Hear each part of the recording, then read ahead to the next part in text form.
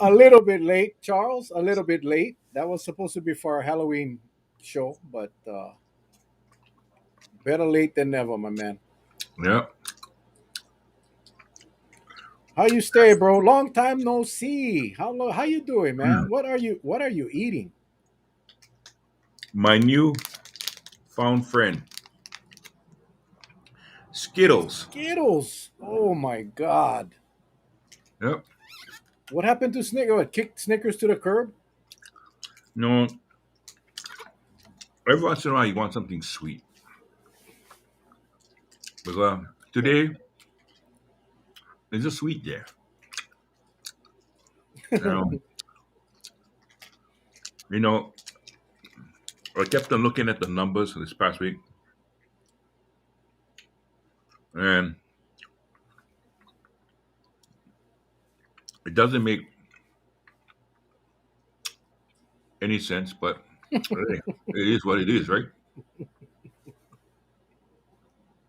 No. So I told myself, I'm gonna come on tonight. I'm not gonna be rude, but I am gonna indulge in Skittles. I tell you, Well, I mean, it's great. I don't have no damn Skittles. I have some coconut coffee though. I'm gonna indulge. Coconut Ah, coffee. mm. Lip smacking good. That's right, honey. Lip Mel, I had meet your niece on Sunday afternoon in Colina. Which niece? Which niece was in Colina? I don't know, Rosie. Which one? Which one? I get a bunch of nieces. Hmm. And because of this show, I have a ton more nieces and nephews. Everybody call me Uncle Mel now. Like, whoa, thanks to Uncle Charlie. Yeah, coconut coffee. And if you go to Long's, I forget the brand. It's a local brand, but it's green and it says antioxidant on top, and it's cheap. It's the best one. Man, it's just delicious. But Delicious. the good thing about it, and I'm glad they put that because if they didn't have any oxidant on top there, nobody would buy it. No. Well, okay. Hi, Uncle Charlie and Mel. Thank you, Leah. Hi, Uncle Charlie and Mel. Glad you're both doing all right. Facebook fam. Hi, y'all doing? Keeping your heads up. Yeah. Was it Lion? I might be Lion. I think you might be right. I think you might be right. Anyway, Mhm. it is delicious. I want to apologize for missing last night. Charles and I had we thought we could pull it off, but unfortunately things come up, and but we'll make it up tonight. Aloha from Washington State. All right, Kristen. My dad is on too from Washington State as well. So appreciate the kind words. Appreciate the kind words. Yeah, we when we don't do a show, there's like a puka, a void, a gap. Uh, Charlie, I'm sure you feel the same way. Like, wow, man, we let the village down, but we like I said, things pop up, and you're really the yin and the yang, coffee and Skittles. Yeah. Now I'm Great. moving on to M&M's. Hang on, I this one I gotta share. Great job, Steelers. Oh yes, they won last night, which is really nice. Susan Jeffrey, aloha from Koloa. Welcome back home, Susan. Nice to see you on the show. The village will survive. Any reaction to my booster? Zero. A little bit tired, but no, absolutely no, zero reaction. Now, Patsy, on the other hand, had a slight reaction. She had, she also got a reaction off the first two Pfizer's that she took. We got a Moderna booster on Saturday morning at 10 o'clock at CVS in Kapa'a Longs. That pharmacist guy was awesome. He could tell right away that I was afraid of needles, so he was very gentle. I didn't feel a thing, but Patsy did get a slight reaction. She had some chills. She had a little bit of fatigue for sure. She slept all day Sunday, but she's fine. She's fine. And my mother-in-law had a sore arm, but that's it. So we're boosted and we're feeling good about it. So it's available, Congratulations. guys. Go get them. Go get them. Thank you, Charles. Thank you. But yeah, we'll need another one in about 8 months. Probably they say the Moderna lasts a little longer. That's why we get half a dose. But we'll play it by ear. Now we're finding out about the pills, the Merck pills, and all these different remedies. So, as we suspected, that at some point there was going to be some treatment that was going to work. And Mel, you need to ask the mayor if he'll go against the grain to protect Kawhi. I kind of wanted Charlie. You opened up about the numbers, right? Mhm. That it's really, really, really confusing. I'm gonna share something that pisses me off quite a bit. Um, we know we know that on Mondays and Tuesdays the numbers are going to be lower. We know that. It's the state has openly said why, because on Saturdays and Sundays the lab doesn't operate at full staff and the testing is less, and our reports are 2 days old. So the Saturday Sunday numbers come in on Monday and Tuesday. We know that. We watch the news in the morning. Oh, our numbers went into double digits.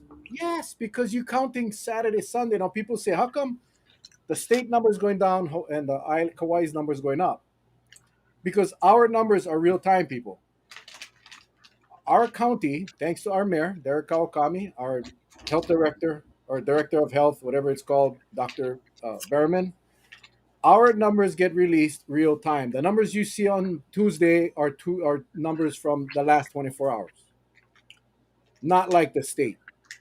So that's why when you look at the Monday, Tuesday number, the state numbers are going to be lower. I mean, come on, people. Why does the state celebrate when you report the numbers on Monday and Tuesday? There's not a reason to celebrate. Kauai's numbers are high. Kauai's hospitalizations yesterday was at 11, highest it's ever been throughout the pandemic. We lost another person. It was a visitor. Nonetheless, it's still a death. And all we hear about is on the news coverage is about how happy everyone is that we're opening up to international travelers. Go for it. 100% capacity now. Concerts, the works, go for it. Bingo, bango, bongo. Let's go make the money when we can. Well, let Look me what we say watch. this. Kauai numbers are real time. It's scary, and we better be ready for some numbers. We better be ready for some cases, and our hospitals better be ready. And I'll share a little story in a little bit, Charlie, that it goes beyond the cases you see on TV. The impact of this is nuts. Well, I can tell you one thing. There's questions about urgency. When I don't know, for some reason, weekends is like, oh, we're gonna take a break. And I don't understand the non-urgency.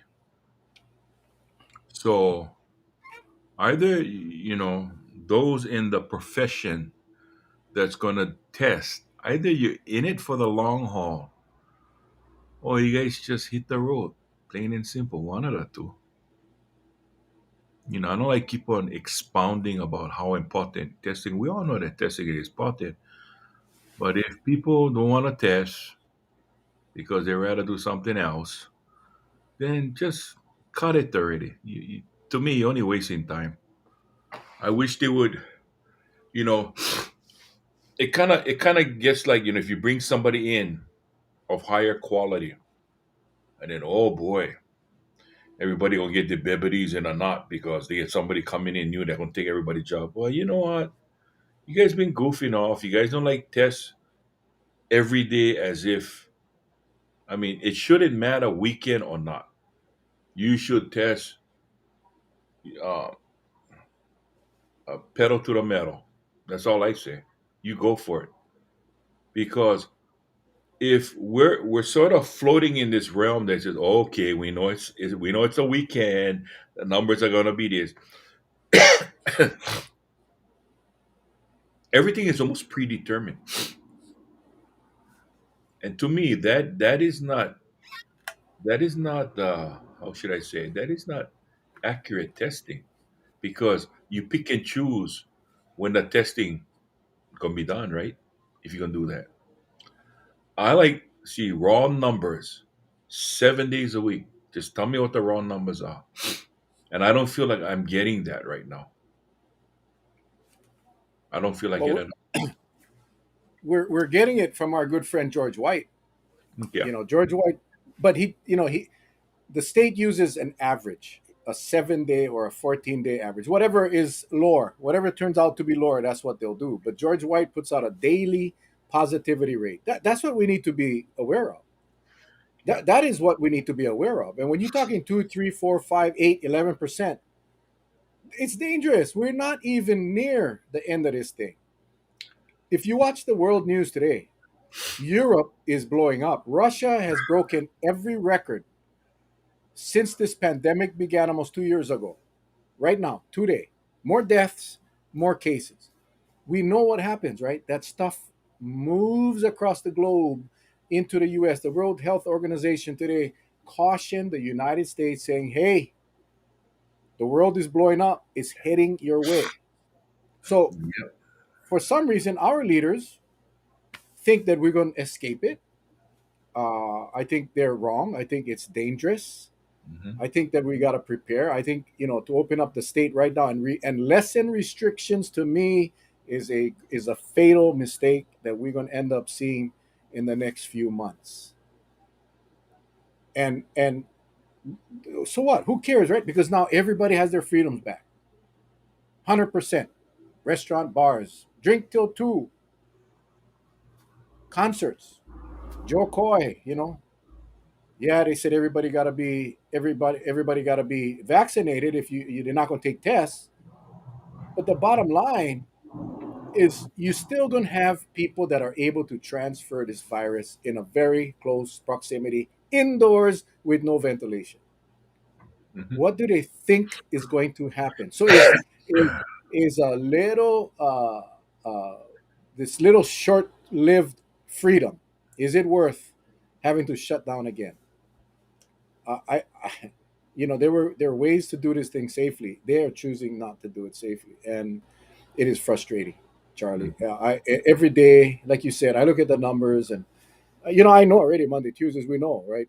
Why even count those? Why even publicize it? Why are we not testing every day of the week, like you just mentioned? Why aren't we? Why is Saturday and Sunday any different from Monday and Tuesday, Wednesday, Thursday? Why? We're in the middle of a pandemic. What we get? What? No more workers? No more workers? But I tell you what, this European surge is something that we better not ignore.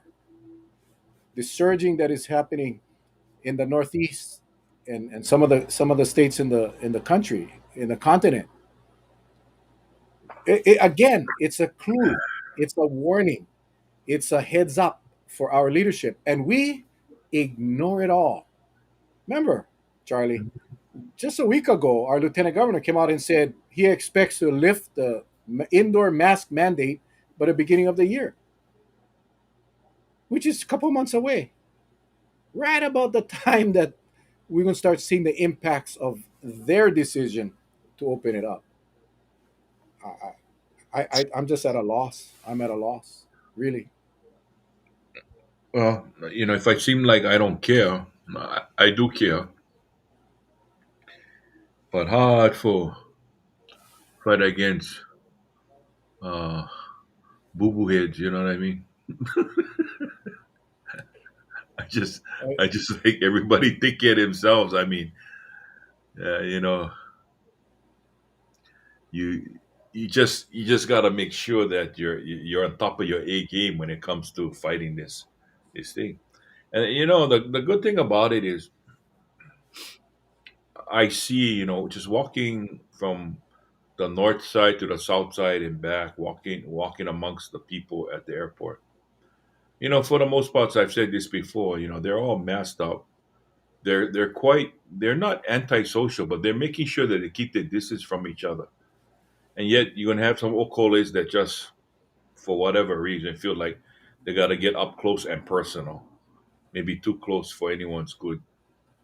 But for the most part, you watch how these people operate, and that is, you can tell they're coming from parts of the United States that have been through a lot, and they don't want to go through that again. I mean, even like when they're pulling their bags off the bag, the carousels.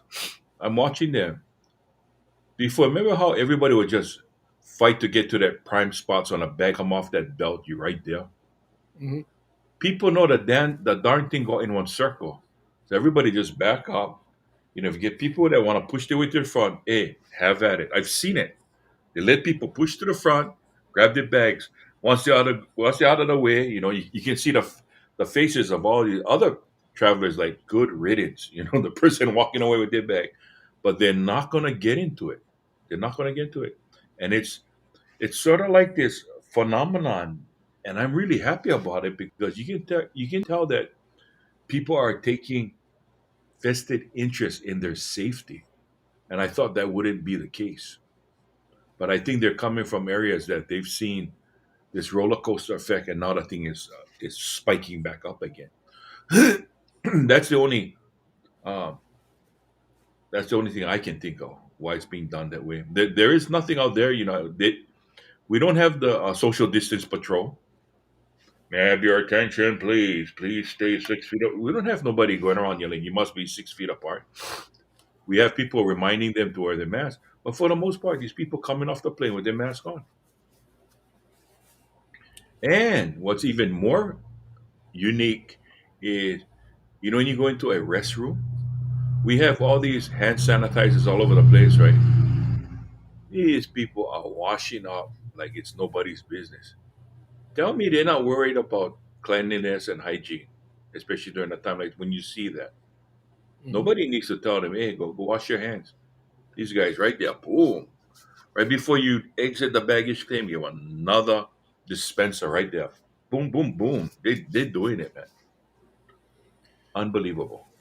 Yeah, I went down the airport. I had to go to the airport today, meet with one of your guards, and everybody had their mask. Man, it's so refreshing to see that. It just everybody had, and it was at a busy time.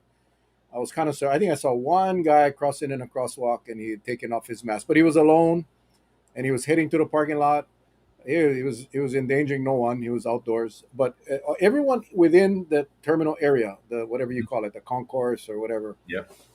it was just everybody was wearing their mask, and that's a good thing. So it is working, and I think a lot of people are afraid. I think a Mhm. lot of people are cautious, and I think our harsh criticism, is intended for those that don't care. Yeah. It's intended for those that don't give a damn, the selfish, greedy people that don't care about others. Though that's where the criticism goes. But for the most part, I think everyone does not want to get COVID.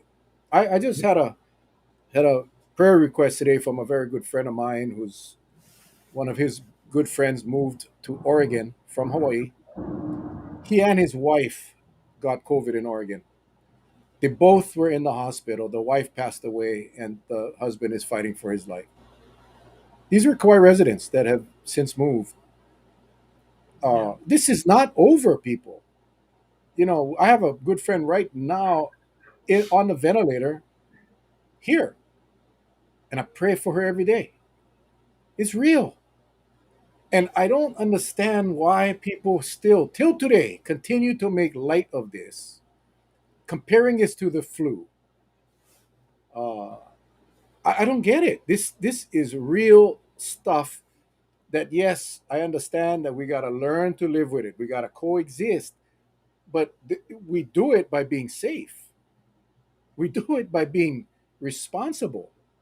We don't do it by going to gatherings. We Mm. don't do it by not wearing a mask. Take the vaccination component out of it. I don't want to debate the fact whether or not you should be vaccinated or not. Just the fact that you gotta be safe, and not for yourself, but for others. So people still want to. Call it a flu. Yes, your prerogative. But this is for real, and people are still dying. And in fact, records are being broken in Europe right now. We should be concerned. We should be concerned. Mm-hmm. You know, and I think a lot of people are not. A lot of people are just rolling the dice. Decision makers, elected officials, Mm-hmm. are just saying we're okay. We're okay. No worry, guys. Enjoy. Live it up. Exact words from some of our top leaders. Live it up. Enjoy. I think about 12 tomorrow we'll see deaths. I'm sure we'll have because I don't think they count them over the weekend. You notice we never have any deaths on Mondays and Tuesdays, Charlie. We have low numbers and no deaths. And then Wednesday, boom, triple digit and double digit deaths. I don't know how they count. I don't know why it's so difficult for them to just put out the numbers like Kawhi does. So we know exactly where we stand. Stop giving people the false hope that we're coming to the end of this thing. We're not, Mm-hmm. but we are getting better treatments. We are getting. I had another friend of mine, 1 year younger than I, vaccinated, got COVID. Um, Doctor right away put him on. Gave him the what is that thing called?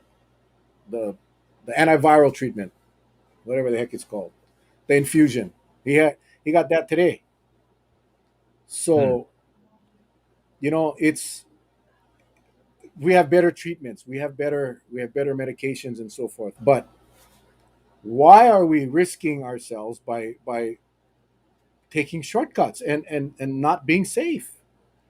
Why are we opening up for international travel when we know internationally this virus is blowing up? Well, I don't get it. I don't get it. Hmm. It is what it Well, is. let's look on another front. Tragedy at a concert in Houston. Yeah, tragedy at a concert. There was no social distancing, but hey, that was the least of anybody's worry. The biggest worry was a stampede that killed what, 8 people? The youngest Yep. being what, 9 years old? Sad. Sad. And when Yeah. you read about those kind of stories, you ask yourself, what kind of safety measures were in place? Oh yeah, we got fencing and all that. They overran all the fencing. Well, we got off-duty police officers with on horses. Even that, the people got through with that. I think a lot of it is, this concert that everybody felt the need for speed to go to this concert for some reason, and it just turned out tragic. And nobody should have lost their lives because they go to a concert. So again, being socially distanced and wearing a mask was the least of their worries.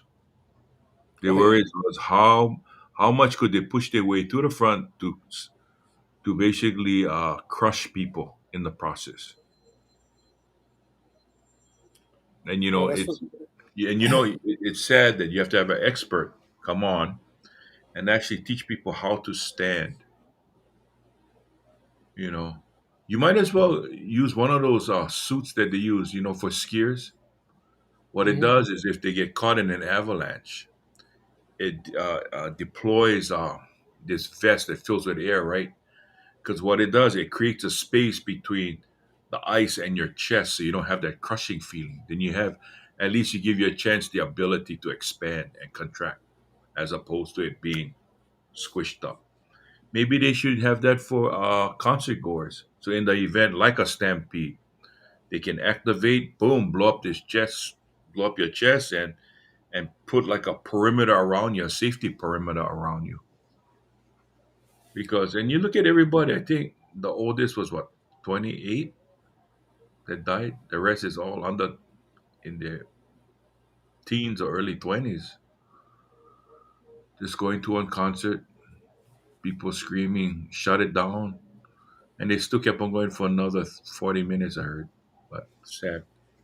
Well, Very, when you very sad. put 50,000 people in an area designed for 20,000, that's what's going to happen. These guys were already, they couldn't breathe already because they were all squished. And Hmm. the authorities allowed it to happen. Yeah, I don't. There is no excuse, Charlie. There is no damn excuse for any municipality or state, county, whatever, to exactly. allow something like that to happen. And I sorry. Blame the rapper. Blame. They're gonna blame somebody. But at the end of the day, the government allowed that function to go on over capacity. That's it. And you know, 8 people died. Can you imagine how many people got hurt that didn't necessarily die? It's insane. It's insane. And again, that's a different place, a different. But you talk about a concert at Blaisdell or wherever this concert gonna be. These concerts that the promoter is so excited. He's on TV. He's like, "Yes, I'm gonna finally make my money. We're gonna bring the big names."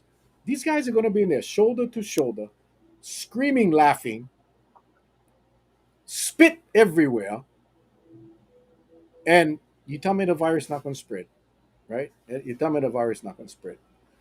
It's crazy, man. I tell you, we have raves here in the state right now. We had underground parties, all going on right now on Oahu, and probably the other islands.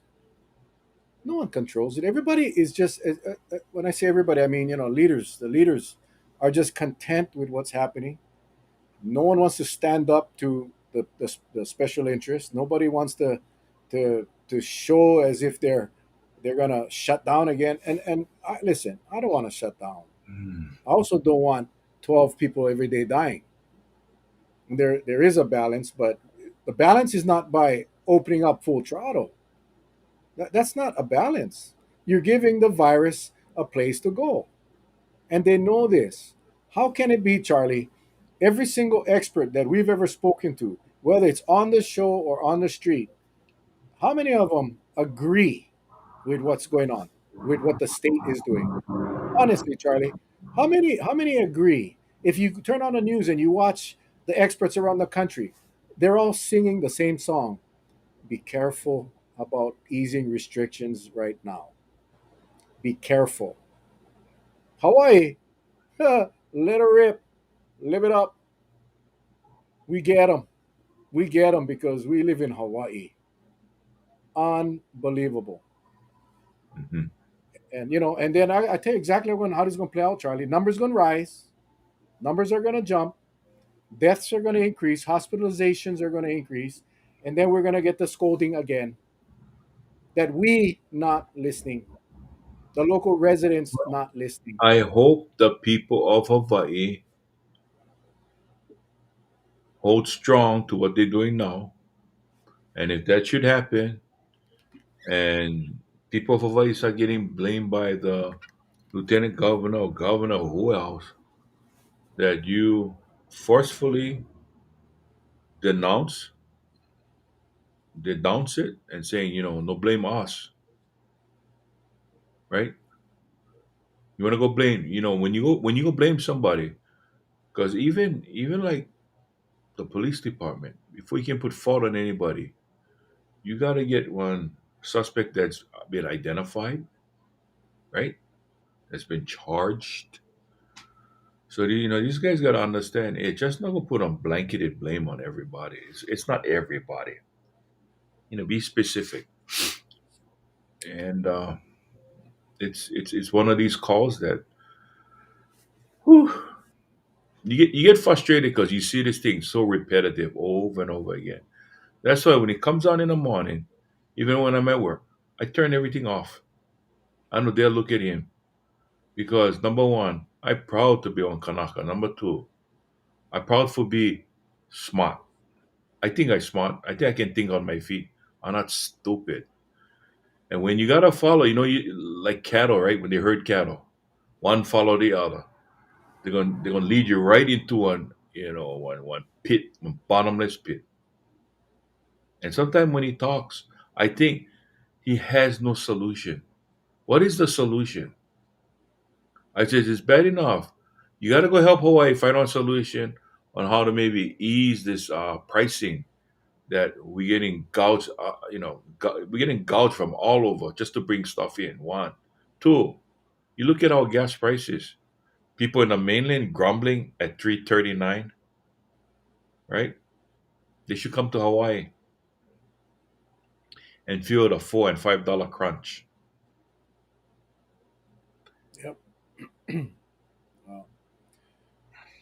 It's not. California. I mean, Yeah. again, it is frustrating, Charlie. It is frustrating, and I guess this show that we have is a little therapy session for you and me too, to be able to vent to like-minded people. I seriously, Hey, because no I one love else listens. I love all the people because basically you and me grumbling and these guys listening to us grumble, and I love them. I I do mean, too, man, and I care for every single one of them. I worry about everybody, even the people that do stupid things yeah. out there that may not be watching our show. I care about them. I don't like to see anybody get hurt or die. I don't want to see families lose loved ones. I don't want to see, that firsthand, Charlie. You lived it. You lived through it. I don't want to see families have to lose their family members unnecessarily. I guess is my point. When we hear about people dying that should not be dead, when we hear about people that get sick that should never have gotten sick, all of our leaders and decision makers, they get the same information that we have.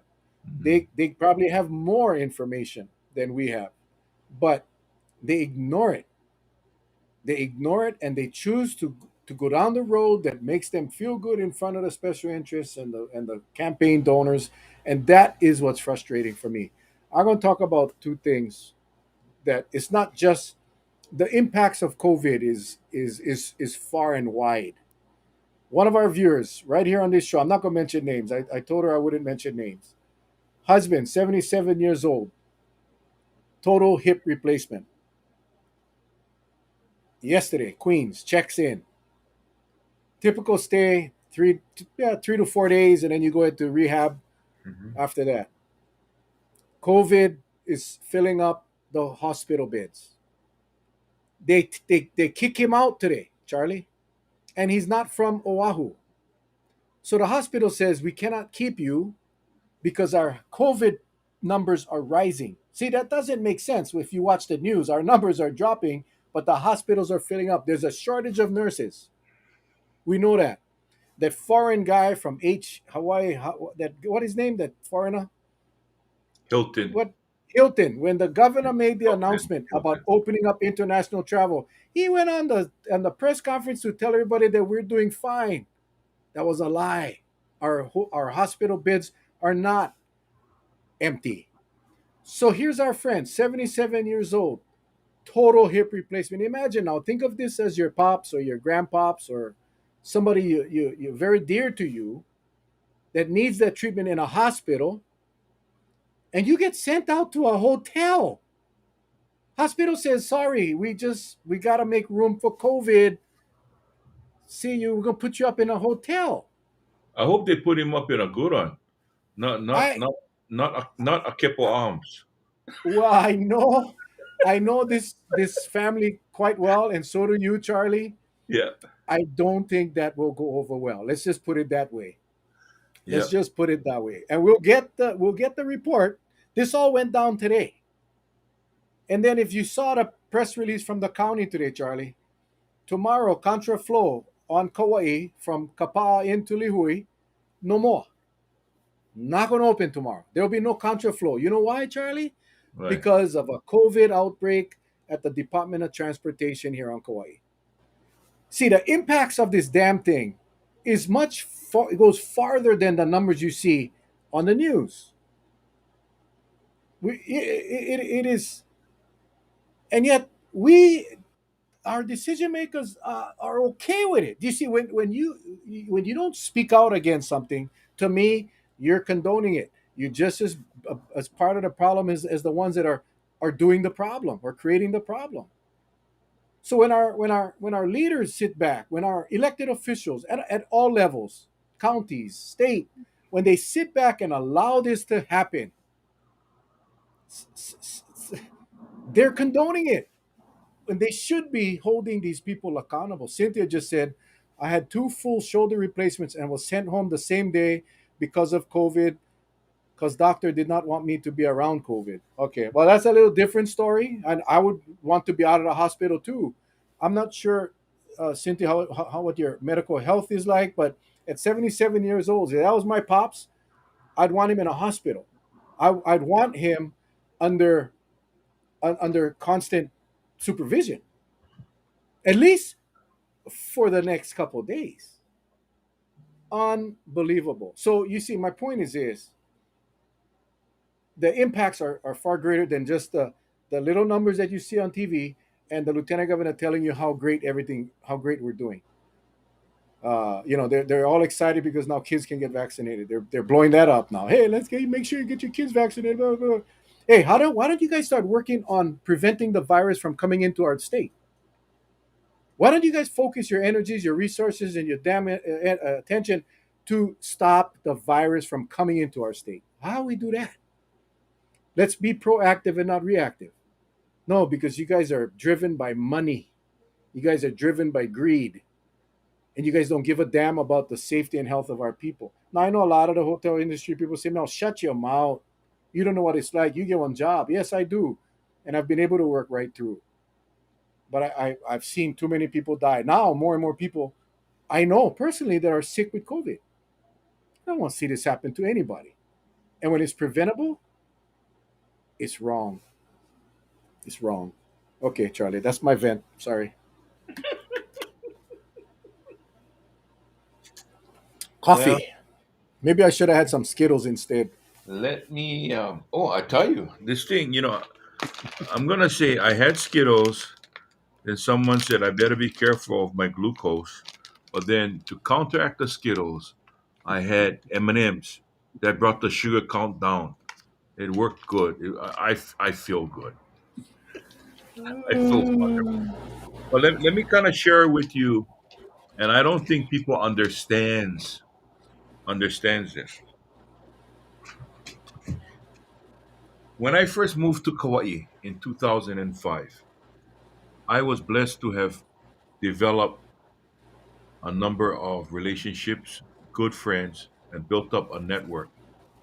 And you in our line of business, and Mel, you know what I'm talking about. Whether you're a police officer, security, or whomever, even a general manager for that,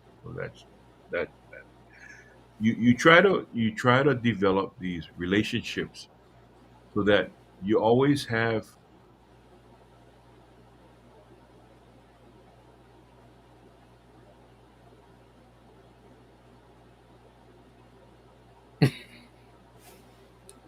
Charlie's Wi-Fi just went down, and he is frozen stiff. That's from the Skittles, people. That's what happened when you eat Skittles. You drink coffee, you don't freeze up. You just keep going. I just want to, Alan. They need to stop lying. Vax The people are so-called. getting sick. Charlie, your Wi-Fi is weak. Oh, they need to stop lying. Vax people are getting sick just like the unvaccinated.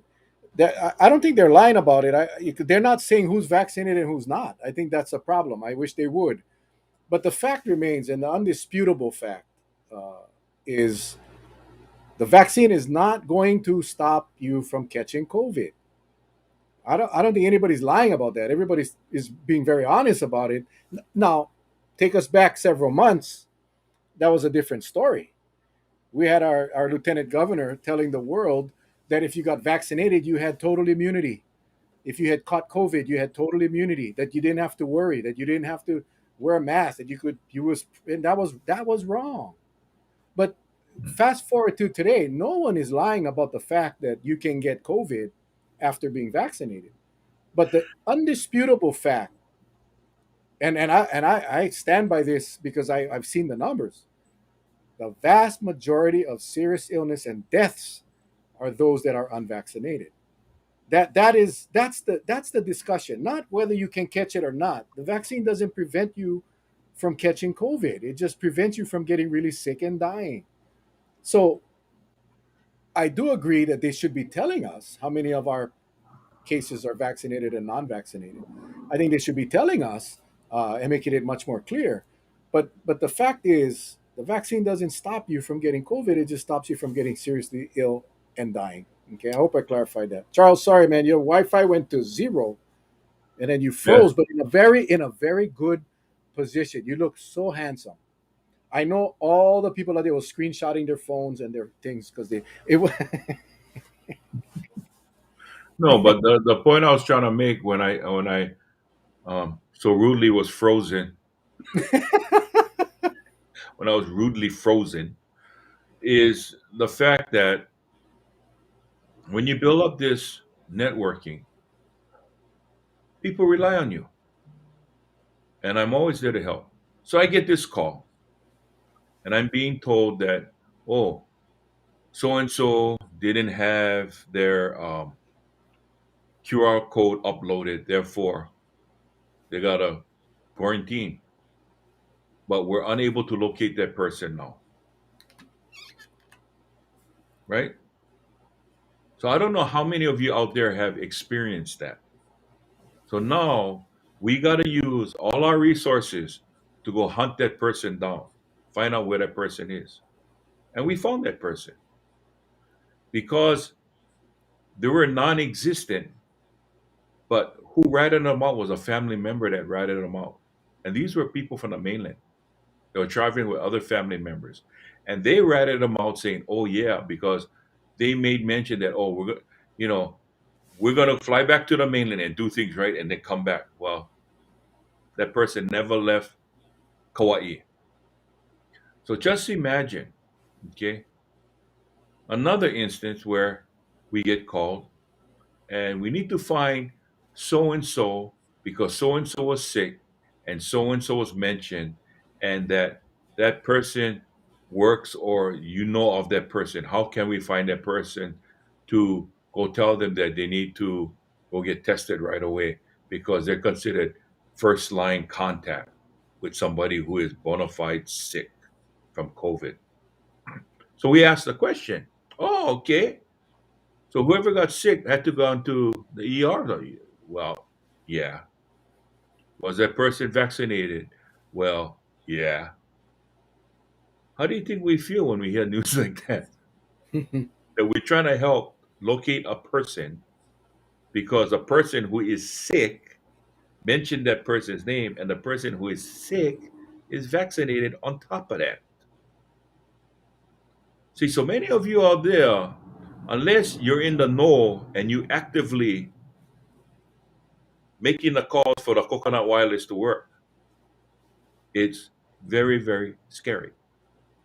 And that's it. That's all I can say. Very scary. it is, Charles. It is, man. I kind of I heard someone bring up uh, off topic. There is no real off topics, guys. Yeah. Appreciate. Well, it's Aaron. Who are the active clusters? That is another thing that pisses me off, Aaron.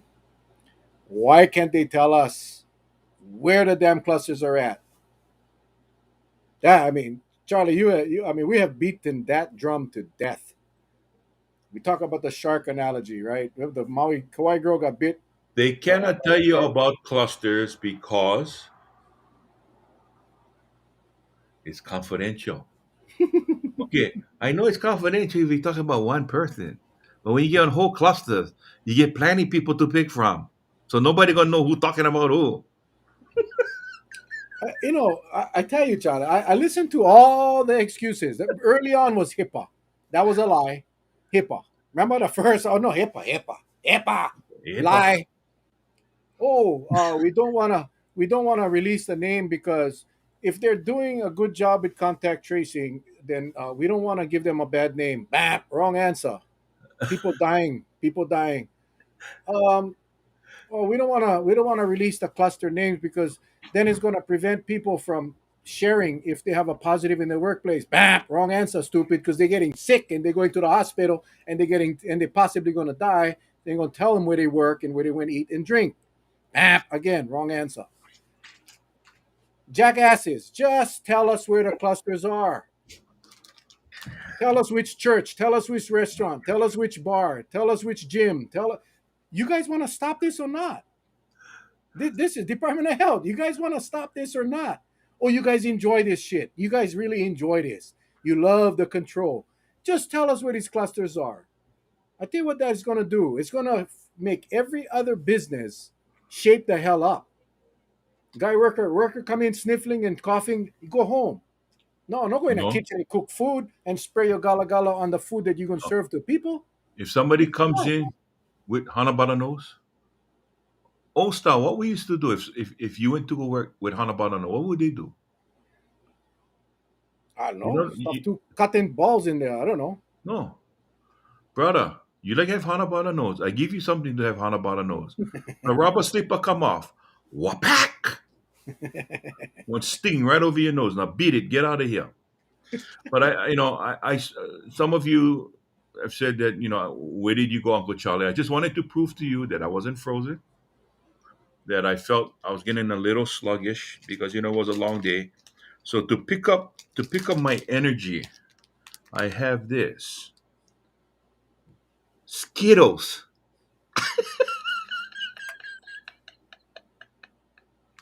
We're gonna go for it Uh, again. So this is the new Snickers. It's Skittles, wild berry, and the original. Yeah, here's the wild berry and the original. Okay, just wanted to pass it on. I feel like I'm left out. I have nothing here.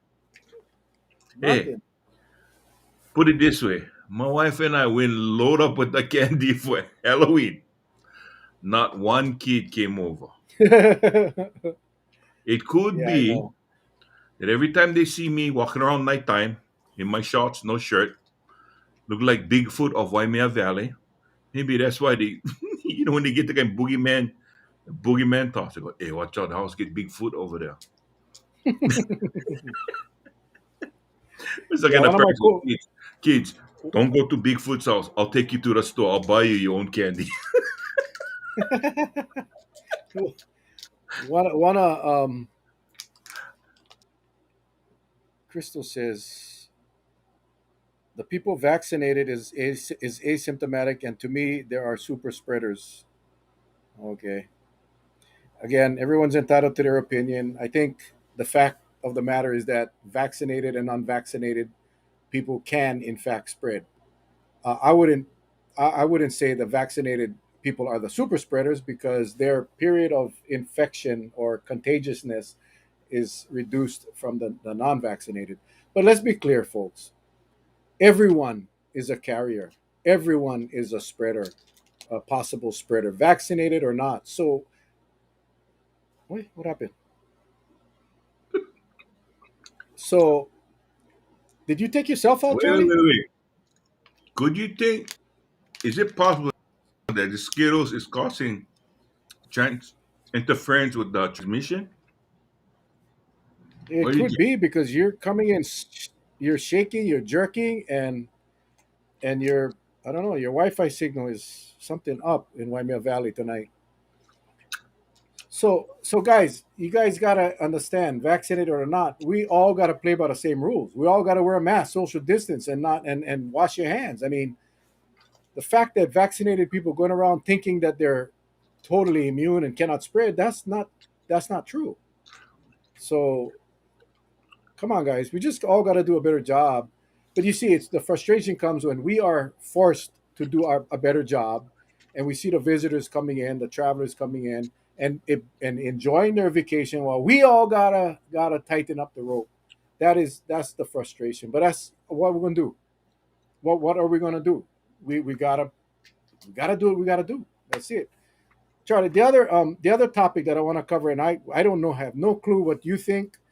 This might be the one of the very few times that we disagree. I don't know. I'm going to pop it out there. Psyche, Scott Psyche now wants to remove the ability for the governor to uh, maintain or extend the emergency proclamation. He feels that it needs to stop. Uh, you want me to go first, or you want to go first? Why don't you go first as I finish off the rest of the Skittles? I see your, I can see your puffy cheeks. That only, as a great investigator that I am, I can only assume that it's filled with Skittles, and it's your sugar rush in about 20 minutes is gonna be crazy. You're gonna be, yeah. Anyway, so Scott Psyche again. Remember, not long ago when Kauai was the only one opting out of unsafe travels because our mayor felt that we wanted to protect our people. Our mayor had put the health and safety of our residents in front and ahead of the convenience and enjoyment of our tourists and our travelers. So he opted out. He got a lot of pressure from the other mayors, from the governor, saying, "Hey, you cannot do this. You're really making us look bad. Your numbers are at zero. Ours is coming up. You need to you need to jump on board." And the mayor said, "No, we're going to opt out. I know we're facing some consequences, some economic consequences, but at this time, because we only have 9 ICU beds in the island, no, we're not. We're going to opt out." So here comes Superman Scott Psyche, Speaker of the House. He comes up and he drafts a bill that would remove the ability for the mayors to have home rule, that would prohibit our mayor from opting out. Well, it was very clear that the governor was going to sign it, so our mayor was forced to opt back in. Now, here comes Scott Psyche again. I don't know if this guy going to run for governor or lieutenant governor. Who knows what this guy going to do? But now he's coming out, flexing his muscles again, whatever. I don't know if he has muscles, but he's flexing his body. And he's coming out and saying, "No, governor, you don't have this. You shouldn't have the right to have this executive authority to implement rules and regulations for the state during a pandemic." Now, Charlie, again, I don't know what your position is, but I'm going to be straight up. This guy is out of control. You see, if not, think about this for a moment, Charlie, as you form your opinion. If not for the governor holding the line on safety and on ensuring that we had methods in place to protect our people, and every county could do what they wanted to. Can you imagine the city and county of Honolulu with Mayor Blangiardi? He would have opened that place up months ago. He would have light them up. But it was because of the governor's ability and an opportunity to listen to his medical experts and yeah, he caved in. The governor eventually caved in, but it would have happened much sooner. But here Mhm. comes Scott Psyche now, who's a legislative. Remember now, there's it's two separate levels of government. You got the executive branch, legislative branch. Psyche is in legislative. They cannot tell the governor what to do. Neither can the governor tell the legislature what to do. So he's going to try and create legislatively a bill, a law that is going to take away the right for the governor to have this emergency proclamation continue. That to me is an abuse of power. I think it's definitely an overreach, and I think it's dangerous. So I'm not sure. Again, I'm not sure where this guy Scott Psyche is coming from. What his ulterior motive is. I have to believe that it's the visitor industry, the HTA, HLTA, all of these chambers of commerce, and all of these guys that are pushing him to go pass a law so the governor not going to have power. So Hawaii will open up, and we can get bombarded with virus. That's my take on that, Aaron. Aaron, I hope I made myself clear. Charles, I'm gonna Yes. sit back. What's your thoughts, buddy? Well, I agree with you, but first of all, remember, Mr. Psyche is only one vote.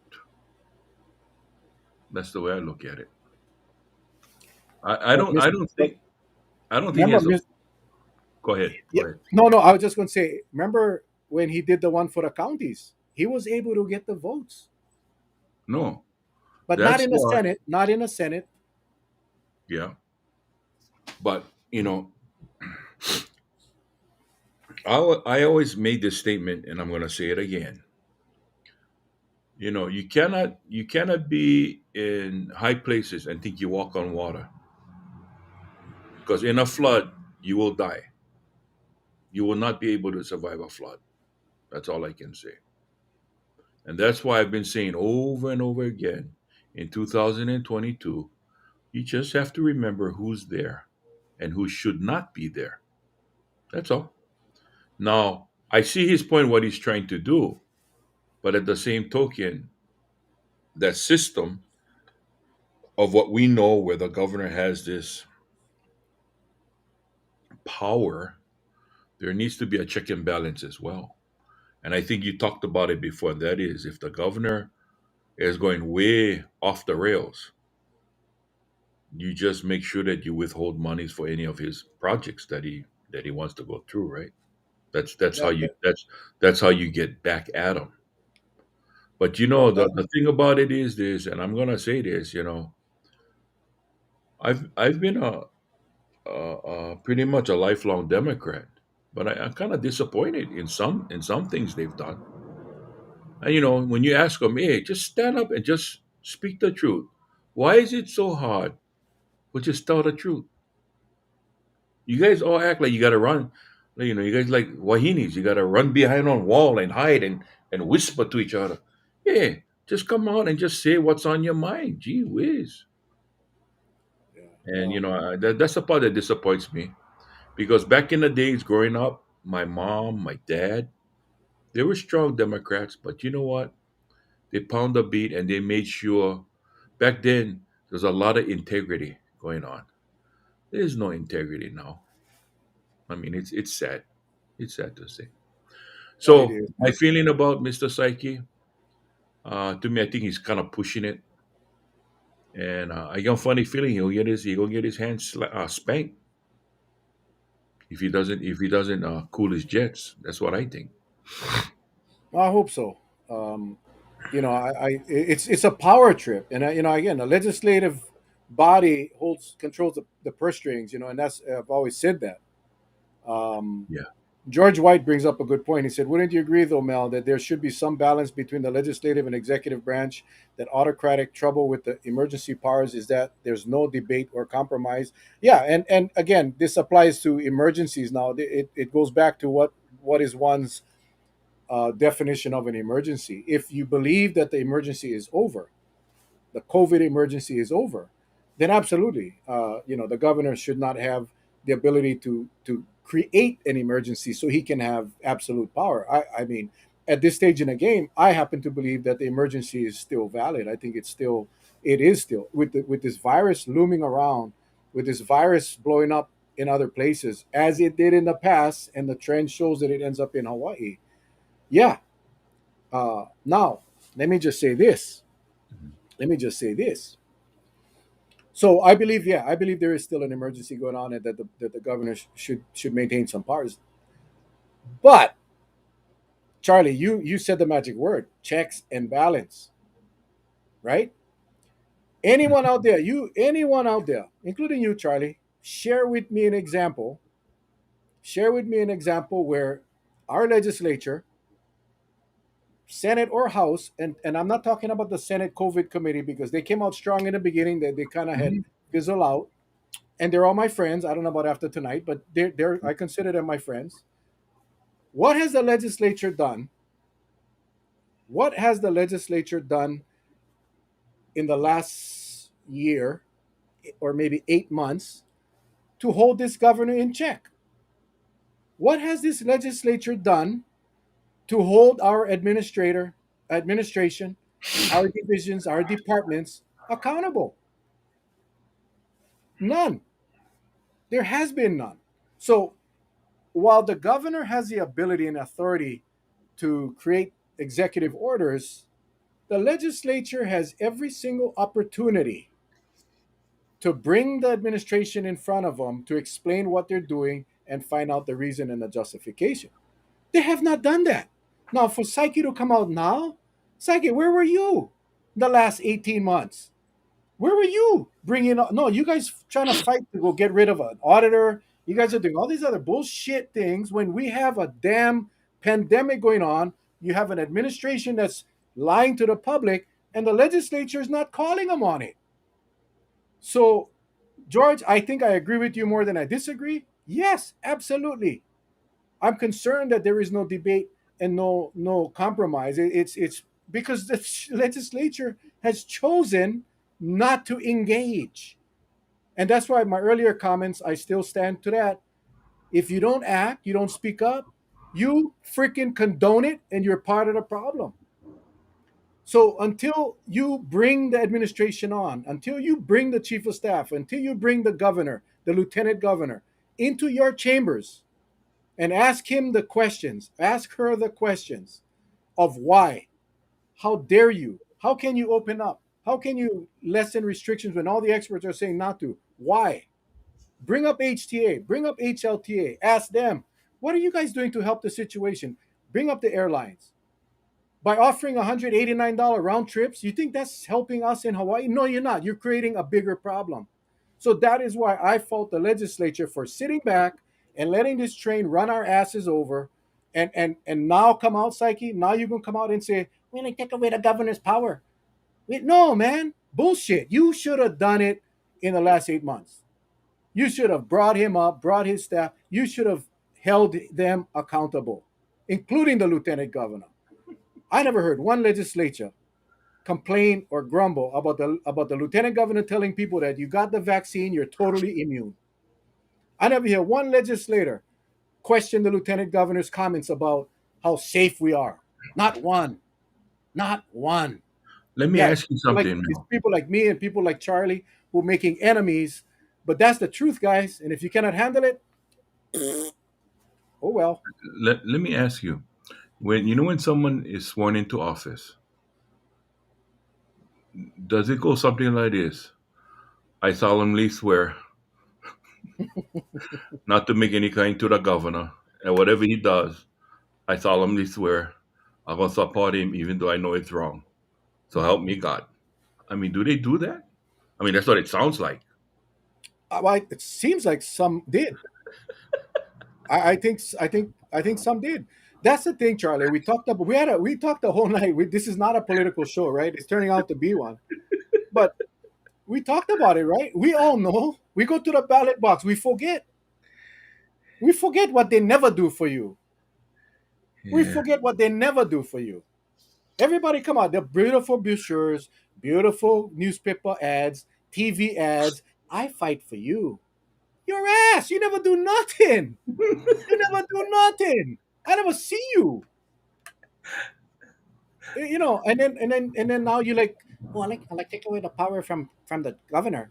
No, he cannot have this kind of authority. Even though I never do shit in the last 18 months, I've had enough. So I want to take away your power. No, brother, you too late. You should have done something 18 months ago. You should have built your case. You should have built your case. You guys, hot button. Aaron, you started it, buddy. Like I said, we're gonna talk about whatever you guys like talk about. Well, Even a dog's barking. yeah. Well, just remember one thing. The, the whole focus has always been on how it, one thing led to another. But if you look at how it transitioned into this topic now, we're talking about the same thing, and that is the safety factor. How do we mitigate the dangers, right? Because it seems like the only one right now that's preaching safety. I mean, pretty much is us. Nobody else. Everybody else got. Hey, let those two stupid Kanakas go talk. They let them talk. Okay, fine. I go talk because I'm safety conscious. Plain and simple. It's plain and simple. But I don't see anybody else. You know, I don't see anybody else talking about Mel, safety. Mel, so wound up, and Uncle is so mellow. Okay, see, one of the things that you guys don't know that I know is which buttons to press on Uncle Charlie. See, I am one comment away from Charlie blowing a gasket. But because I don't like ruin his image that you folks have of Uncle Charlie, I'm not gonna push the button. I'm not. I'm not gonna tell him that the lieutenant governor told me anytime, any place he'll kick Charlie's ass. I'm not gonna tell him that. I'm not gonna tell him that. Oh, but I'm gonna say something that I don't like you. I don't like you blowing gasket either. No, my animal gasket already all gone. The gasket all gone, all gone. Because No, guys, listen, listen. Let me just explain myself. And this is, I guess, one of my shortcomings. Is oftentimes I let the passion overtake the brain, and it's something I cannot control. And it's not the coffee, it's not the Skittles, it's none of that stuff. It's it's just this passion that I have because I love all of you guys, and we do this because we want to make sure everybody. Melissa is saying the nebulizer going on full blast tonight. I worry so much about everybody, and when I see people, when I find out people, Charlie started us on this journey with his brother. I didn't know the brother, but I saw the pain that it had created in Charlie and his family. I saw that, and we all felt that. For those of you that have been with us that long, we all felt that. And then we all felt at that point, you know, some of us thought maybe Hawaii would never be the same as New York, but we found out that we were really no different. New York people just are much more congested, so obviously the outbreaks were more severe. In Hawaii, we're a little bit more spread out, but nonetheless, a death is a death, and we started it to get was a that. little bit more. I guess for me, and I thank you, Mel, and I thank the people on the show. The ones that tune in. It was just we didn't know about COVID, but when I had to hear after the fact of what my brother endured, that's when I really got upset because nobody talked about, oh, we're going to have to dialyze you because you got COVID, right? And that's when we discovered you cannot get dialyzed because your blood just gets so thick it won't properly run through the dialysis machine. So when you hear that kind of stuff, that's the one that say, "Oh, hey man, we're dealing with something that is just not from this world, and it's bad." Because I'm asking myself, if the doctors couldn't help my brother, and he died from the last time I talked to him to the time he died was 6 days, 6 days, telling me last thing he said to me, "I'm gonna be okay." To no, you're not okay. You're gone. That's when I got worried for the people that I love. Everybody that we are not dealing with something that is friendly. And that's what got me worried. And that's why I said, Mel, you're right. We gotta share the news. We gotta do whatever we can. So we went out hunting for the best experts, right? We tried our best. Yeah, there are some that have a lot of experience, but they're so in demand. Like, see, we're fortunate we can get Dr. Miskovich. He's on CNN tonight at 9 o'clock Hawaii time. But he's out there. He's going to be asked about the European outbreak. Okay. We are fortunate we got an expert like him. But there are some experts that we wanted to bring on, but they just cannot make time for us. And we understand. Yet we're fortunate with Dr. Akhtar. We've got Dr. Kim. The list goes on. Dr. Dworkin. A lot of these guys that just they deal with this. And so I'm just trying to understand that, okay, we make fun, we have our highs and we have our lows, right? But at the end of the day, and we talked to your good friend Izumo, right? At the end of the day, once this damn thing tags you, all we're saying is that you cannot outrun this thing. And that's all we're trying to say.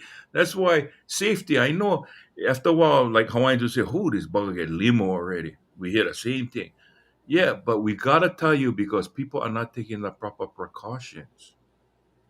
We see it all the time. We get people like our friend Marshall.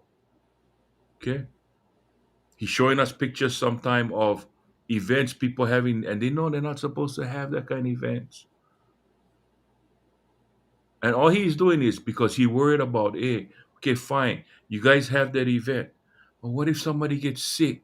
What if something happened to you? You're gonna be on another statistic, and after a while, you're gonna be zero. You're gonna be gone because why? You're no longer gonna be on this earth. How sad is that? And that's all I care about. Just the safety. Just the safety. Yeah. No, you hit it, man. You hit it. You said it much better than I can. But I think we all share that passion. We all, and um, inform and educate. That was our motto. That was our slogan. Flatten the curve. We went from flattening the curve, where we used to sing a stupid song every night, Yep. um, to informing and educating, and we've had so many, like Charlie mentioned some, and recently we get Dr. Akiona, we get Dr. O'Carroll, we get Dr. Lee Evslin, we get all of these guys that, how in the hell can they all be wrong? How can they all be wrong? Dr. Jerome Kim, International Vaccine Institute And they Director put the General. medical license on the line on top of that. That's how I confident mean, they are. Yeah. and that is what Charlie. I sorry we're going over, but I just, sometimes I feel like we got to continue the discussion, because for whatever reason. So we're just going to continue. If you guys got to go watch your NCIS or whatever, FBI International, we understand. But Charlie, how can all of these people be wrong? How can our leaders blatantly go against what is being said? This village, Because is so special. This village, what we call the village, is so special because every single one of you have contributed with your stories, your postings, your comments, your private messages that share information that we can follow up on. I mean, we this village is not Charlie and Mel. It is not. It is all of us, including the few. Oh yeah, Dr. Capono Chong Hansen. God, Lee, sorry, Doc. Um, I lost my train of thought. Sorry, but anyway, no, no, no. You know we what it all boils down to, and you said it, and you said it many times. We do whatever we can, right? We give people whatever we can. Sometimes it angers us when you can just see people just out and out making dumb moves. So that's why we try to bring on an expert to just say, "Hey, can you share? Can you just share what you know?" Because you look at physicians that day in and day out. Don't you think they would rather be home with their families than worry about people sick from COVID? They feel like, gee, how many times have we told you COVID's going to do this to you? Why do you take the position that it's not? Then remember yeah. when we first got up, when we talked about the vaccine, I was one of the first to bring out, is it possible to still spread COVID if you're vaccinated? And there was a lot of theories behind it, right? Now it comes out that all it does, it minimizes the seriousness of the if you should be tagged with it, with the virus. It's not going to make you 100% immune that you cannot let the thing blast from you to somebody else. And that's one thing that we talked about. But there were some out there that didn't want us to talk about that because you know why? They already knew the truth. They just never like add more problems to trying to get the travel industry jump started. And let me tell you, ladies and gentlemen, the travel industry no need nobody's help. They're doing just fine as they're doing right now. Everybody thought that they would never be able to jump back into gear, but guess what? If you count how many thousands of people coming through the airports, they are jumping into gear whether you like it or not. So whatever mumbo jumbo BS they're feeding us, including myself, I see it in real time. No, I don't see any of this travel industry being hurt at all. Because you know why? With the travel industry, everybody's stepping on each other. Everybody trying to outdo each other with on deal. That's what it is. Okay. So the thing is, while we're over here trying to work to help each other, the travel industry said, "Hey, the other guy give you one room for 95 a night. I give one to you for 80. Screw the other guy." And Yeah. and and it's a vicious circle that keeps on going on and on and on. I remember in the beginning when the visitor industry came up crying and saying that it was going to take them 5 years to recover. Charlie, we're not even experts in travel management, but we're not stupid. Mm. We knew that there were a bunch of people that was ready for Hawaii to open. So they and it worked out. It came true. But this whole thing, all of decisions are being made around that industry, and I understand, but we got to do it safely. And they have risked. You see, if they were honest from the beginning, if our governor, lieutenant governor, and all of these people were honest from the beginning and didn't pretend like this was not going to impact Hawaii as bad as it did, and if we had just adapted as time went on, they would have a lot more credibility with the people. But no, they went out and told everybody how we were protected, how we were safe, and all of these things, and then come to find out that it's not true. Now, politically, it's hard for Lieutenant Governor to go back. Have you ever heard him say, "I'm sorry for the misinformation I gave you"? Have Mhm. you ever heard the governor say, "Hey, I misspoke.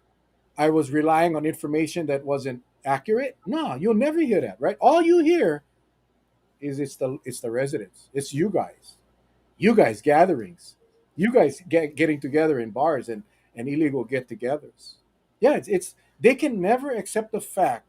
And one thing, my old friend Kaipua Singh, I love this man. He was my mentor when I first got on the council, and his one of his very first pieces of advice to me, he said, "Mel, you're gonna make mistakes in this job."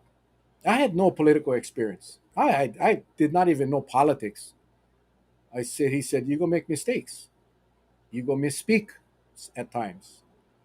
When you find out that you made a mistake, and when you find out that you maybe had misstate a fact, or own it and apologize.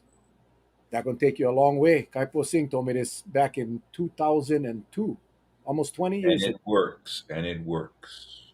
I have absolutely no problem going in front of the world and saying, "Hey guys, last week at the meeting I said this. I was wrong. I was misinformed." And you feel better. You regain you retain your trust with your constituents. These people will never, ever, ever, ever, ever. And think about all the misstatements that were made. Think about all the lies. And I call them lies because they were intentional, because they should have known better, especially if it was coming from a doctor. They should have known better. They should have been reading the studies like all of our experts. The other doctor, Dr. Tim Brown is another one. We're blessed to have him on our show. This guy is so up. You remember when he was on our show last week? He said, "Oh, the study that just came out today." These guys are on the studies every day. That is what I expect out of experts. That is what I expect out of our Mhm. elected officials. I don't expect our elected officials to read those studies, but I expect their Department of Health people to read those studies. I expect them to be advised daily on what is changing with the virus before you go out and make a stupid ass ruling or a change in policy. Unbelievable. Lies, lies, lies. And no one, again, legislature never held them accountable. Never. So again, I hate to beat up the dead horse, but Scott Psyche, too late, pal. Yeah, you got to make the touchdown before you kick the extra point. You going for the extra point? Too late, buddy. Back in line.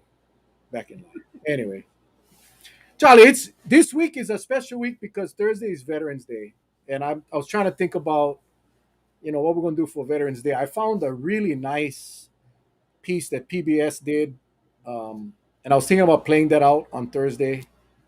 It was really well done, and it really honors our veterans. Charlie, you know this, and we both have a very special place in our heart for veterans, and I want to do something special. I was trying to think, what veteran could I call that and be our guest on our show, but I thought as I was going through some material today, I was thinking, it might be nice just to put out that for all of us to watch and appreciate. You see, our veterans allow us all the sacrifices that were done in the past allow us to be able to have a show like this about people can say what they want and not get shot and killed or put in jail. And this is the one week, the one day on Veterans Day on Thursday that we get to honor our veterans. Not Memorial Day. Veterans Day is for all all veterans that have served. So I don't know, Charlie, just your thoughts. I mean, it's a special, special day that I think we need to pay tribute to our troops. Well, I was thinking that everybody has their own special way of how they want to do it, and I think we should be no different because there's so many that serve, so many that paid the ultimate, made the ultimate sacrifice, and I just thinking about the recent um, military personnel that lost their lives overseas. You know, just starting life, 19, 20, 21 years old, right? You have full life ahead of them, wanting to give to serve our country, and it gets snuffed out. It gets snuffed out because of an unfortunate circumstance overseas. But their memory will go on for many of the families. But the thing is, physically, they just won't be here with us, and I think that's the hard part. You know, um, you have friends. You serve, Mel. You serve proudly. Another good friend of ours, Adam Rojak. He he served proudly too. Joe Kamaka. He served in the Marines. My brother-in-law is a Marine. My nephew is now. Um, I believe he's at the Pentagon now. He just, I believe he just made colonel, from what I understand. But they're still giving up themselves to serve our country. So I think we have to remember them all and not and not uh, and not forget. Keep the memories alive for those who are no longer with us. I mean, that's how I want to do it. Oh Um, yeah, our good friend Melissa's husband is serving yep, as well, and Manny, we are, Manny. you know, Yep, we're ashamed that ashamed we are yep.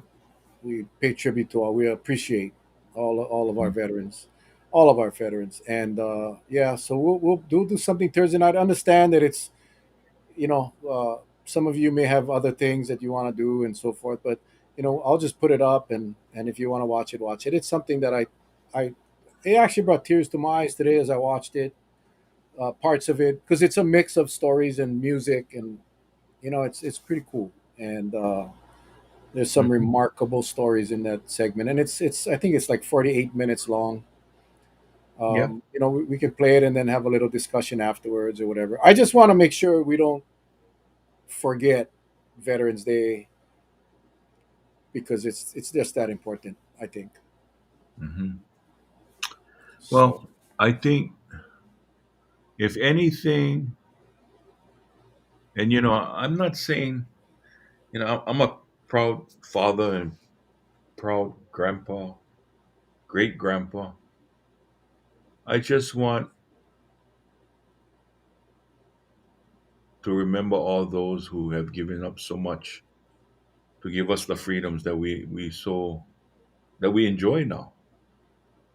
But then, freedoms also comes with a price, and that is we got to be at akamai what we do, right? Some people, they blow their freedom because for some reason or another, they take a life of another. They'll never see the outside of a jail cell again. Should they be there? No. Because there's people that right now fighting for us, and we should remember them. I mean, we do it once a year. I know there are many families that do it every day, all year long, because they miss their loved one. But for the most part, this special day comes once a year. mhm. I think we have to buckle down.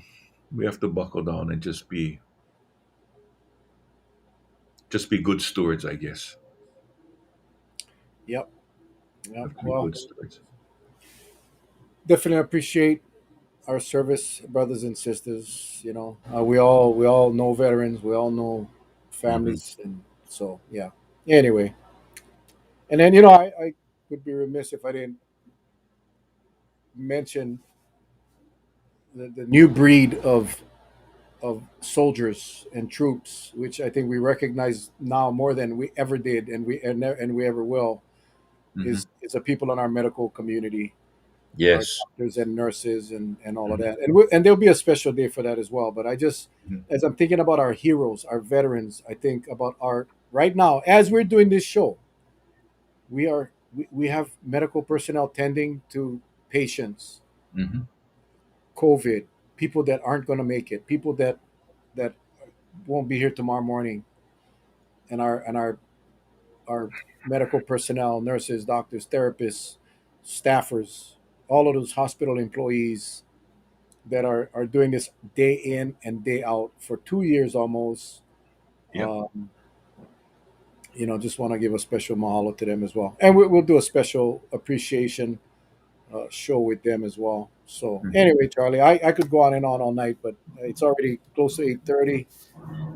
Appreciate you guys for hanging out with us. Every night I wait for Charlie's closing comments because, and for some reason, I think tonight is going to be special. I don't know why. I just have this feeling. I do, Charlie. I don't know why, but I'm going to sit back and relax and let you share from your heart for a little bit, man. Well, I would like to say to everyone who's watching, doing this show, I come in with a sense of, what lies there that I can share with all of you. Sometimes there's something there, sometimes there's nothing. But you folks give up so much of your time just to be with us, and you folks really just don't know how much we appreciate it, Mel and I, because we can't carry the load by ourselves.